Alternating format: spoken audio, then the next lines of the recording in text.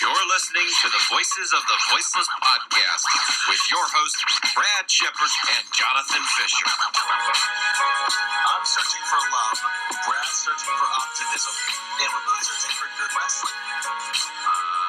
Yeah, that's whatever. I mean, I don't know. It doesn't matter. None of what I say matters. You can never avoid the voices of the voiceless.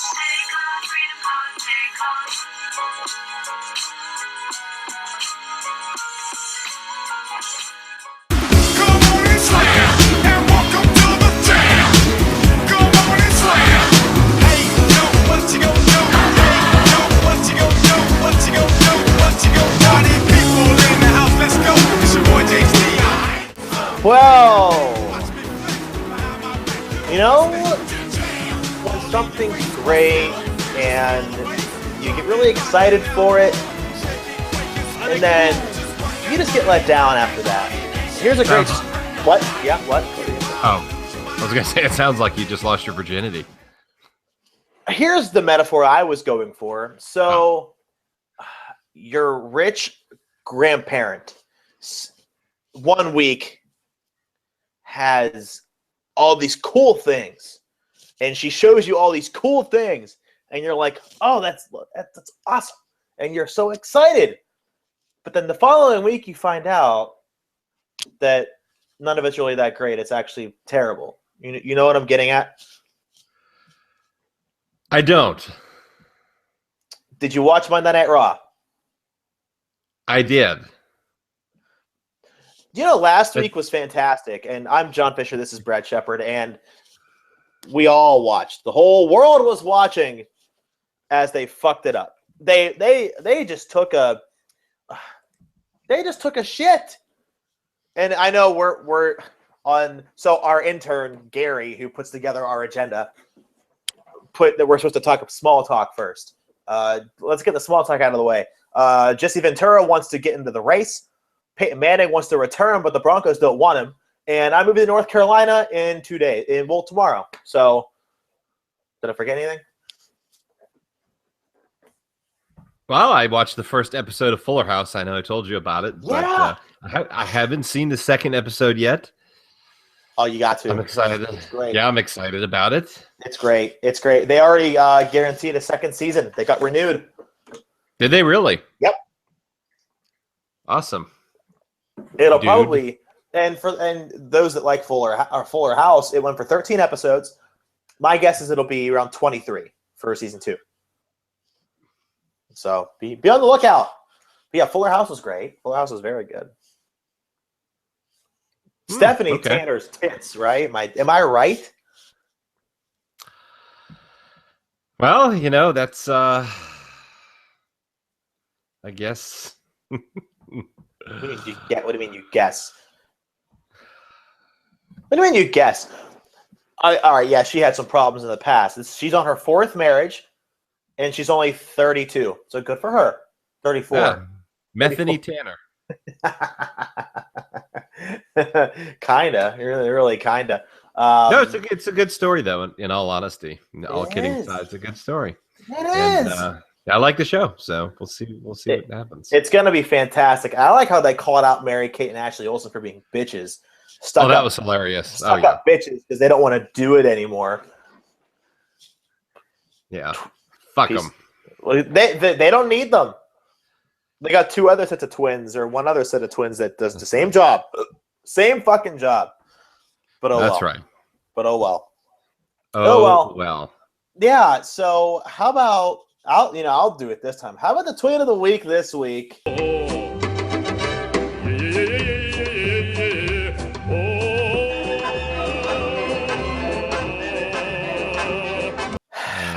It comes from at WWE Hoffer Sonny. And we know why.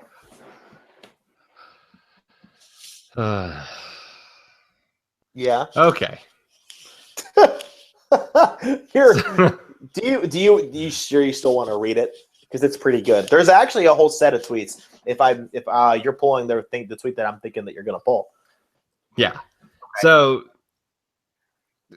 talking about episode 3 of the Edge and Kristen show that totally reeks of awesomeness exclusively on the WWE Network.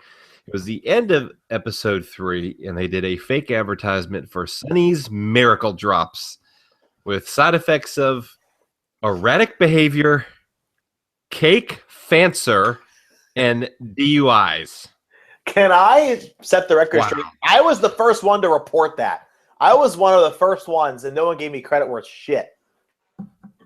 Congratulations for being the first to report on cake fancer. Mm-hmm. You're welcome. Sunny sounded off after hearing about this on Facebook and Twitter, and here are the tweets. Those who matter in the WWE office called to check on me in the hospital a couple weeks ago. Edge and Christian are just douchebags. Hashtag ugly ones. What the? Okay. It's fine. Those two fucking ugly Canadians can say what they want. I will see them at a convention somewhere. You know I'm a ruthless bitch. Everyone knows I speak my mind, and I'll rip them both a new asshole without fail. And my favorite, when they were both first getting hired, they both had crushes on me. Carl DeMarco can verify. I guess because I didn't fuck them, they're bitter.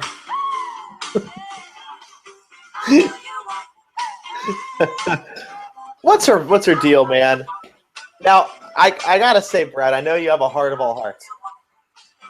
Are you on her side? Did you think it was necessary? Truthfully. Did you? Hey, I've got to be honest. I didn't think it was. I didn't think it was. No, I didn't think it was. You know, I'm not gonna ever probably be the guy to stand up for Sunny. Me neither. But, you know, I didn't think that was necessary. I mean, kicking a person when they're down, or frankly, even trying to make her relevant and put a spotlight on her behavior. I don't see the point. Yeah, I didn't. It was shocking. It was very interesting, but, you know, I think they could have done without it. My question is, who in the hell allowed that to go on the network? That's what I want to know. That's a great question. Because you could say what you want. Maybe it was Edge's idea. Maybe it was Christian's idea. At the end of the day, whoever's idea it was, it had to be someone in charge in production who allowed that to go on. They had to be okay with it. Yeah. I mean, it isn't like it was WCW. They have creative control, but not all of the creative control. If you catch them adrift. Yeah. She's not happy. She's going to tear him a new asshole. She's pissed. No, she's not, dude. She's all talk. She's all fucking talk. She is going after your precious Edge. Edge can spear her, and you know what? I don't want him. Well, that's what she says he wanted to do. He wanted to spear her. Oh, okay. To be fair, everybody had a crush on Sun. Everyone. I bet you did, as you were a toddler in your Hulk Hogan pajamas watching Sunny. Toddler. That was hardly a toddler. Were you really? Okay. No. But I don't know that I had a crush on her. I wouldn't say that at all. Well, she was a big sex symbol in WWF. I mean, there's no denying it. But you know, she's so loosey goosey that she probably, piss drops out of her vagina. That's what I would say. Why would you? Disgusting. What's wrong with you? You have a family. You have a family. You want to know? That's why I keep them away from her. I don't blame you there. You don't want them to catch whatever disease she carries. You know what girl I do want, though? I'm sure you're going to tell me. I don't have to tell you. Have I ever had to tell you? Because you should already know. You should already know I could play Dream Girl, but that's a little corny. Is she a last kicker? You're damn right. And by the way, how good did she look? And Well, not only that, and we'll get to their match. It was a great match. There's a video going around. It's nothing like Erin Andrews' whole debacle. Look, I feel bad for her. God bless her. But there's a slow-mo video of Becky coming through the smoke as she enters the stage, and it's really fucking cool. I recommend everyone go see it at the Wrestling News Hub Facebook page. Small plug. But, all right, so what was the whole point of that? Fuck Sunny, right? I mean, not literally anymore, figuratively. He could probably knock Edge out with her giant meat flaps. Oh, all right, that's enough. Dear God. Oh. You know, okay, so Eva Marie was doing a YouTube Q&A, and she was talking about potentially a Divas tag team. What about the tag team with Sunny and Chyna? They'd never lose. Yeah, people would actually be afraid to. I mean, they'd probably want to, just like leave the ring and get counted out or something. I don't know. I would. Holy shit. That'd be the first thing I would do. I wouldn't go anywhere near those meat flaps. Major case of cooties. Major case of cooties. In the cooter. All right. Why did our intern put TNA talk? Why are we talking TNA? I think he's a big TNA mark. He's a big fan. He's friends with all the TNA wrestlers. He loves writing about them. Oh wait, are we not talking about Mike Johnson, the PW Insider? Oh, you mean Little Johnson? Little Johnson and PW imbeciles. And let's set the record straight. I like Mike, and he was very nice to me when I talked to him. But I will say, and Brad, you can plead the fifth if you want, I did not agree, respectfully, and not every journalist will agree with other journalists' articles. I did not agree with his TNA article. I felt that it was a little out of place. I didn't find it appropriate in the sense of why praise TNA when they're trying to sell the company. I mean, what is it? A last gasp for fresh air? They've been having that last gasp for 4 years. I mean, I think you're absolutely right. I'm not afraid to ever speak my mind, no matter who unfollows me on Twitter, no matter who gets mad and needs a diaper change. It doesn't really matter to me. I don't care if people don't like my opinion because it's not changing, and I'm not going to shut up. Yeah. So that being said, I like Mike, but I didn't agree with the TNA article as far as the product being very great and it's not great. Blah blah it's terrible. Blah. It's not great. I've given up on it. But the reference I made was in reference to so Mike called out Vince Russo for lying. And Vince Russo got wind of it and did a video. He's got a segment called Mark and Mark on the Vince Russo brand, his podcast. And he called Mike Johnson Little Johnson and called it PW imbeciles. And it was definitely shots fired. It was unbelievable. You have to. It's on our Twitter page at the VOTV podcast. Check it out. Wow. Anyway, yeah, so it's like, TNA releases an essential AJ Styles DVD set, and I'm seeing a track record here with this kind of stuff. He's getting hot in WWE, and so now all of a sudden they're going to cash in on that. It's just, it's kind of weird. And, is he getting hot? Is he? Well, is he? He's being seen by, I guess, more people than ever. Oh yeah. So in that regard, more exposure than he's had, and so they're hoping to rake in on that. But it's stupid because they let him go. They let him leave the company. I have two quick things. Quick thing number one, I have a little story. You know how WWE does their conference calls where you can talk to Vince or H, or it's usually at each quarter to talk about their quarterly earnings report. So I swear to God, one time PW Insider was in the call. I'm sure it was Mike doing the call.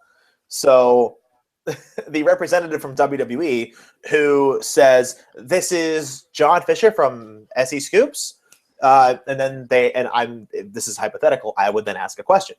So the person goes verbatim, "This is Mike Johnson from P Winsider."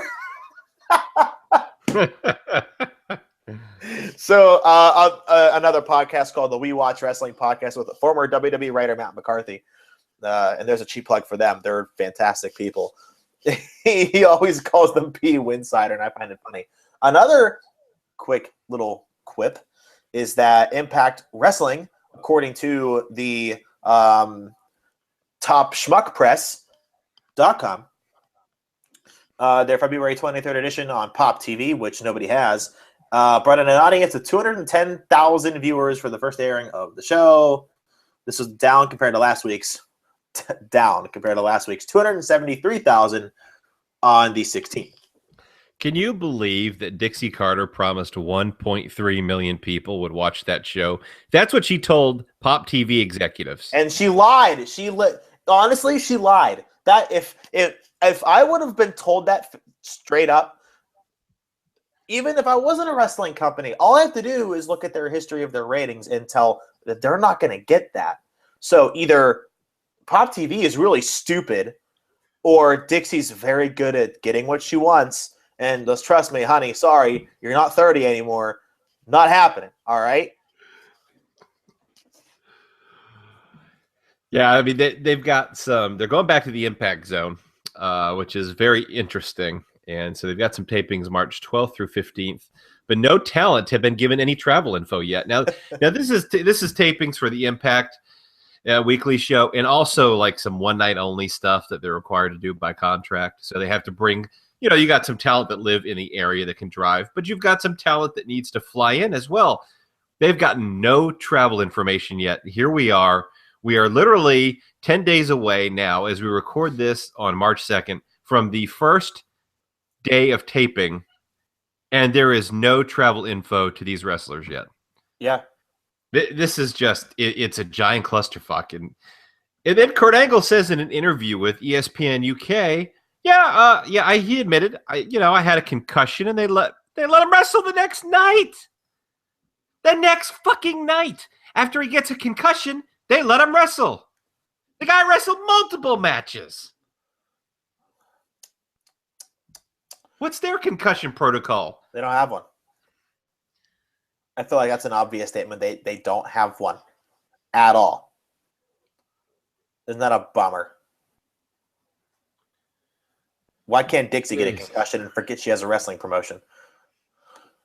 It's a shame. Well, honestly, it could be worse than the new WWE Shop.com t-shirt they're coming out. It's Y2AJ on the front, and on the back, code breaking and risk taking.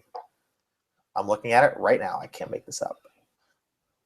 And you know what's amazing to me? What's that? People actually get paid to come up with that shit. Yeah, I know. It's bad, isn't it? God. It's bad. And a lot of these, I'm looking on the shop website right now, they have like patriotic tees. It's literally just the logo with their nationality colored instead of like Dean Ambrose, the D and the A, it's just an American flag. Or for Balor Club or Last Kicker, it's the Irish flag. Looks kind of cool, actually. But, not too creative. They have St. Patrick's Day t-shirts coming out. The one's called New Day Shamrocks. Get it? Play on words. It's funny, isn't it? It's hilarious. It is. There's an NWO St. Patrick's Day t-shirt. I feel like I should get one because that might be a rare commodity in like 10 years. Why? So their selection, and it's a very odd selection. You have Austin 316, not Sheamus 515. It's weird. Oh, well. The NWO, the Legit Boss, Sasha Banks, the New Day, Dean Ambrose's new shirt, Kevin Owens, AJ Styles, and Roman Reigns. That's it. Where's John Cena? Where's John Cena's shirt? God damn. Where's Randy? Where's Randy's shirt? Fucking, speaking of Randy, I miss Randy just a little bit. Don't you? Yeah, I miss him, showing up and taking a dump in Diva's handbags. Who was that, by the way? Was that Kelly? Yeah. That's what I thought. He hears voices in his head. What can I say? Oh, God. All right. That's enough about TNA. They suck at everything. All right. Moving on to Monday Night Raw. Well, Yeah, that was Monday Night Raw. All right, so what a show. So the WWE officially. All right, we'll actually talk about it. And all right, Gary put this in some order here. All right. He put it in order the show. That must have taken some time. Dean Ambrose, and the show starts. We're all hot. The crowd's hot because fucking the way last week's show went. Me, the optimist, is thinking they got to do another one again, man. They got to. It's gonna be great. What do they do? So Triple H is out there cutting a pretty good promo. And then Dean comes out, is like, fuck your shit. I want the title shot. You're afraid to fight me. And I think there's a little bit of shoot going on because Triple H is, I'd never fight you, because why would he? And then Dean asks for a title shot.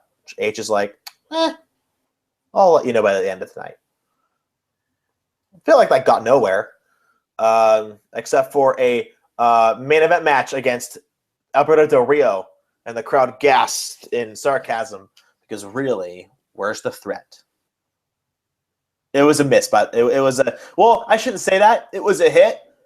As far as hit or miss goes, I thought it was a hit because both guys are great on the mic, but the end result was like, why is he fucking fighting Del Rio? That's not a threat to me. I don't give a shit about – I used to love Del Rio, but am I missing something? Are you on the same page?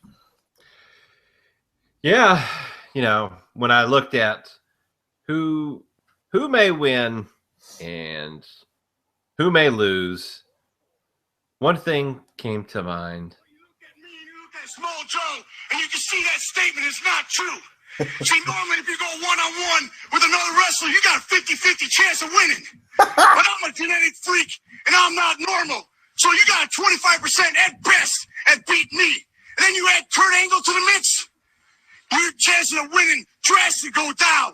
See, the three-way at Sacrifice, you got a 33 and a third chance of winning. But I got a 66 and two-thirds chance of winning because Kurt Angle knows he can't beat me, and he's not even going to try. So, Samoa Joe, you take your 33 and a third chance minus my 25% chance, and you got an 8 and a third chance of winning at Sacrifice. But then you take my 75% chance of winning, if we used to go one-on-one, and then add 66 and two-thirds percent, I got 141 and two-thirds chance of winning at Sacrifice. See, Joe, the numbers don't lie, and they spell disaster for you at Sacrifice. It's like one of the greatest Scott Steiner promos ever. It is, but it's weird because it all added up properly. He's a mad genius. What can I say? Actually, he TNA had sued him not to get back on the TNA train, but it was actually recently dismissed in court with prejudice. They said, this is ridiculous. It's dragged on for a few years. Don't come back and see us. Oh, wow. Ain't that something? TNA looking foolish again. Just a tad, I would say. Just a tad. Okay. We really didn't get much from that. Just as far as, he might get to face Triple H. We'll see. Moving on, Becky and Sasha. You know me. I thought the match was wonderful. The ending made sense. I feel like they could have. Okay, so at the end, whenever she did the power bomb off of the top rope, why did she fall backwards? I feel like they could have done that spot a lot better. What do you think? It was a hit for me, and it was an inevitable setup. But just the way that it panned out at the end, I'm not okay with. I think they could have done it a lot better. The ending was fucking completely stupid. It made no sense. Well, they needed to have a draw because it's going to be a triple threat. So, well, I mean, that's great. They could have accomplished that without a sunset flip, essentially. Yeah. And she lands in her butt and then suddenly just falls backwards, basically unconscious, and her shoulders are counted out too. I mean, it made no goddamn sense. Okay, well, fix it. How would you have done it? I mean, there's a lot of ways they could have done it. They could have done it like they did on SmackDown. Spoiler alert, it was a no contest in the rematch on SmackDown because Charlotte interfered. Mm-hmm. They could have done that. Or there's other ways they could have done it. Have them lay down and pin each other with their shoulders down in a pinning move. Have one wrestler down. Have another lay on top of her. Back on the mat, shoulders down. I mean, there's 20 million ways they could have done this. But having her do a sunset flip and then just collapse down out of the blue, it looked completely stupid. Just my opinion. No, and that's fine, man. That's fine. That's fine. It's okay. Like I said, they could have done it better. They could have also given them 5 more minutes and not give way to this stupid motherfucking Miz and Ziggler match that was 64 fucking seconds. For it didn't do anything. It resolved the shit. Oh, what an important match here. And we were lucky enough, spoiler alert, on SmackDown, they had a rematch. And who do you think won?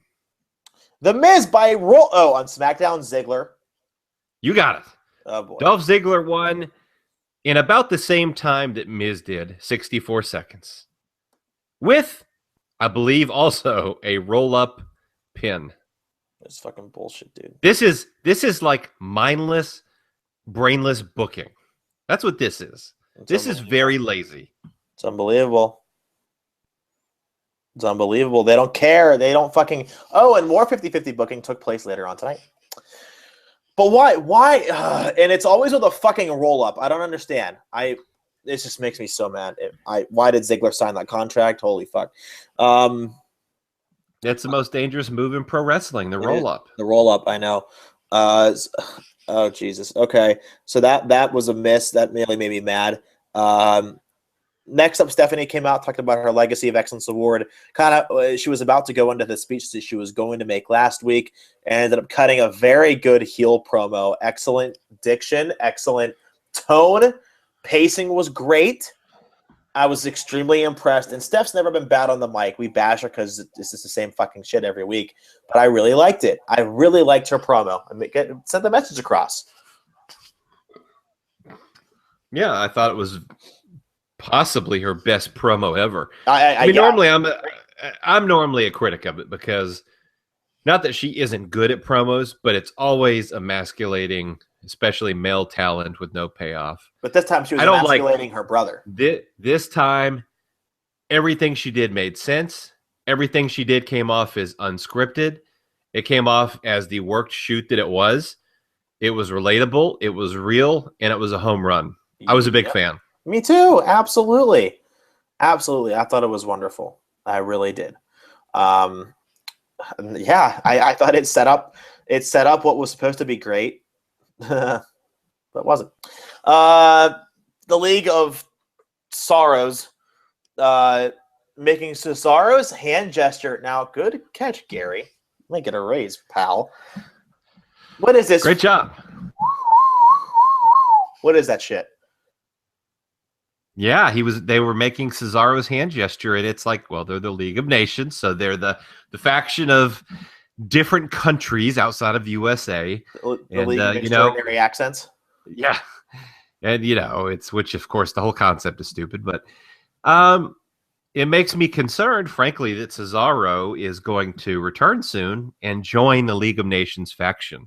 No way. I'll put $10 on that. Not happening. No chance in hell. Well, I wonder why they would start doing it out of the blue. They've been doing it for a few weeks now, man. It hasn't just been a recent thing. Cesaro, there's no chance in hell. Do I have to play the song? Because I will. There is no chance, I can't stop saying it, that Cesaro will come back as a heel. $10. We're going to be living an hour away in a few days. $10 on the line right now. No way. All I know is Vince loves sticking the quote-unquote foreign guys together, which, of course, is absolutely ridiculous, but that's what he's got a track record of doing. I just don't understand. It's like, well, Cesaro, he's big, but he's Swiss. Doesn't make sense. So put him with Shamo and Rusev and the other guys. They can show him how to grab the brass ring. No, Ryback's grabbing the brass ring. So the League of Shadows they're insignificant. They really are. At least they shouldn't be, but they are.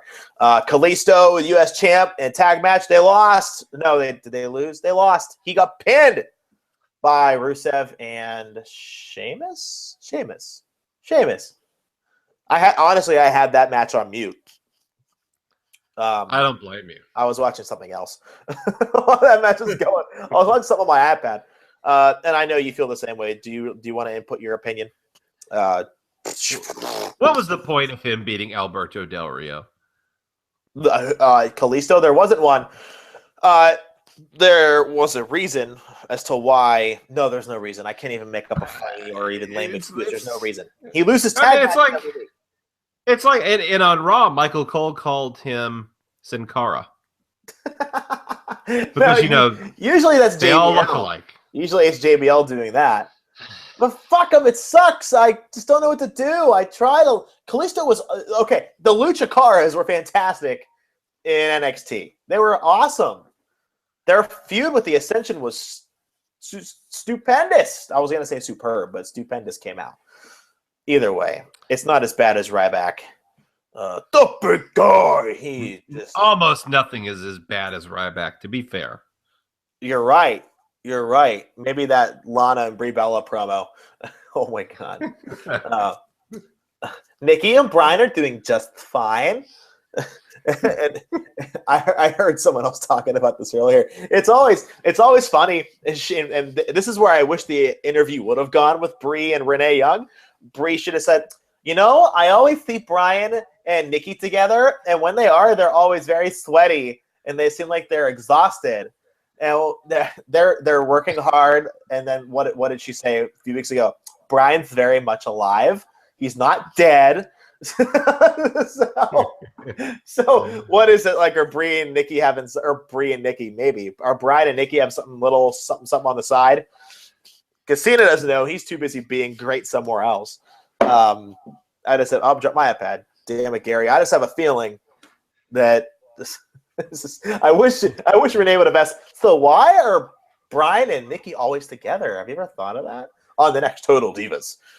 Why is she always screaming, yes, yes, yes, yes? Hey, Bryan told us. She's really into the character. Yeah, she's really into stealing her husband's character. Okay. All right, so Ryback. Ryback came out and crushed the social network outcasts, and that was the match. And before the match started, he was talking about a promo. Well, he kind of was. He was talking and pretended it to be a promo.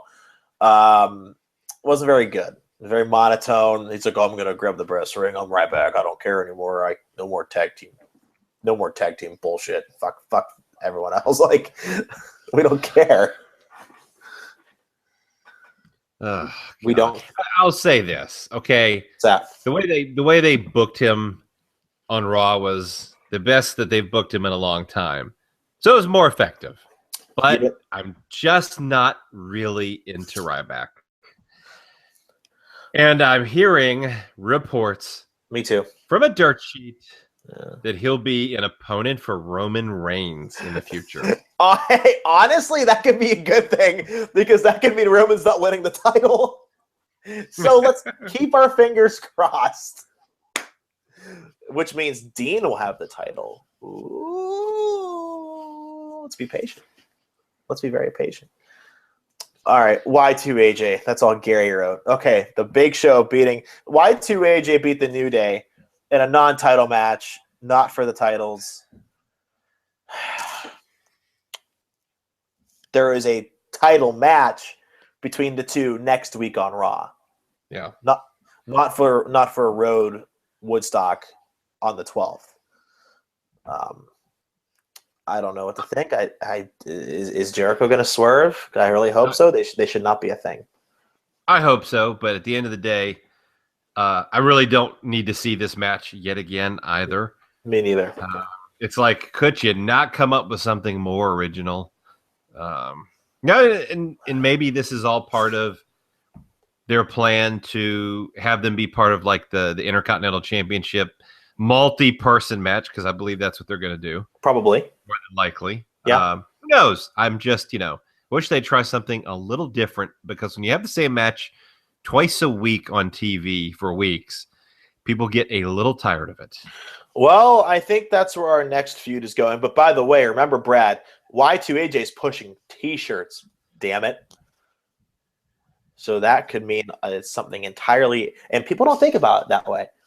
When you're making money, nothing else matters. Ask Metallica. Nothing else matters. Big Show. The Big Show beat Kevin Owens, and as Gary, our intern, put it, with the exact same finish as their match on SmackDown days earlier. It's true, guys. It's true. Yeah, I thought this was a great observation by Gary. On SmackDown, you had Owens crotch the Big Show, and he was counted out. And then you had the exact same finish with opposite winners on Raw, and completing the 50-50 booking cycle. How about Kevin Owens? I mean, this is a guy who at one point had momentum.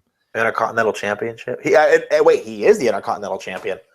Well, but his first run, yeah, he had momentum. He was winning a lot of matches.